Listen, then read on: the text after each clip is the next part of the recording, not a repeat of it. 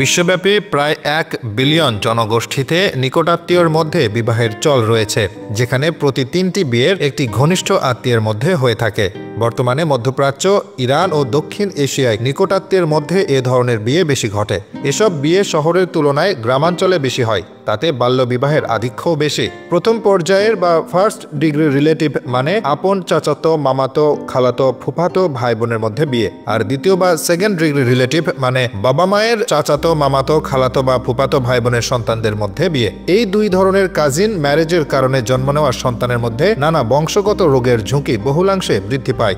বিশেষত জিনবাহিত বংশধারা রোগগুলোর প্রকোপ এতে বাড়ে। অসুস্থ জিনগুলোর কার্বন কপি যখন মা বাবা দুই বাহক থেকে সন্তানে বাহিত হয়, তখন তা তীব্র আকারে প্রকাশ পায়।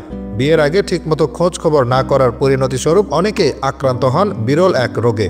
মূলত আত্মীয়দের মধ্যে বিয়ে হলেই হয়ে থাকে এই জেনেটিক রোগ, যা অনেকেই জানেন না। ফলে দিন দিন এই রোগের সংখ্যা বাড়ছে।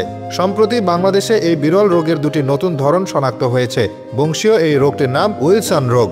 বঙ্গবন্ধু শেখ মুজিব মেডিকেল বিশ্ববিদ্যালয়ের এক সাম্প্রতিক গবেষণায় অন্তর্ভুক্ত ৫০ জন রোগীর মধ্যে পরীক্ষা করে ৬ জনের শরীরে উইলসন রোগটির ৩টি ধরন পাওয়া গেছে। এর মধ্যে দুটি বাংলাদেশে নতুন। উইলসন ত্রুটিযুক্ত জিন দ্বারা সৃষ্ট উত্তরাধিকার সূত্রে প্রাপ্ত একটি বিরল রোগ।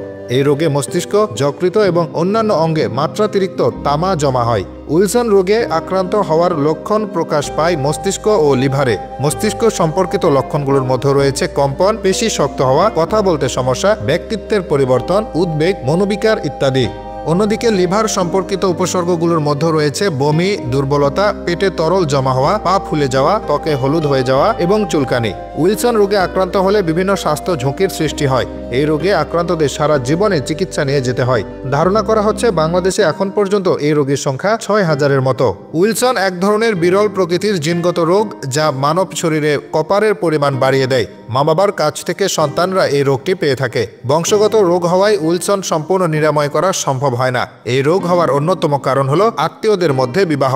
বঙ্গবন্ধু শেখ মুজিব মেডিকেল বিশ্ববিদ্যালয়ের উপাচার্য বলেন, খালাতো বোন, মামাতো বোন, ফুফাতো বোন এ ধরনের বিয়ে শাদী বন্ধ করে দিতে হবে, না হলে রোগটা হবে। জানা গেছে ৪ বছরে বঙ্গবন্ধু শেখ মুজিব মেডিকেলে উইলসন রোগের চিকিৎসা নিয়েছেন ২০০ জনেরও বেশি। আক্রান্তদের বেশিরভাগ স্বাভাবিকভাবে চলাচল করতে পারে না। আক্রান্ত এক ব্যক্তির শারীরিক দুর্বলতা নিয়ে তার এক আত্মীয় বলেন, ঔষধ খেলে ভালো থাকে আর না খেলে চলতে পারে না। এই রোগে আক্রান্তদের সারা জীবনে চিকিৎসা চালানোর খরচ বহন করতে হয়। সাধারণত একজন রোগীর মাসে ২,০০০ টাকার ঔষধ প্রয়োজন হয়। এই ব্যয়বহুল বিরল জেনেটিক রোগের বিস্তার বন্ধ করার উপায় আত্মীয় স্বজনদের মধ্যে বিয়ে না হওয়া।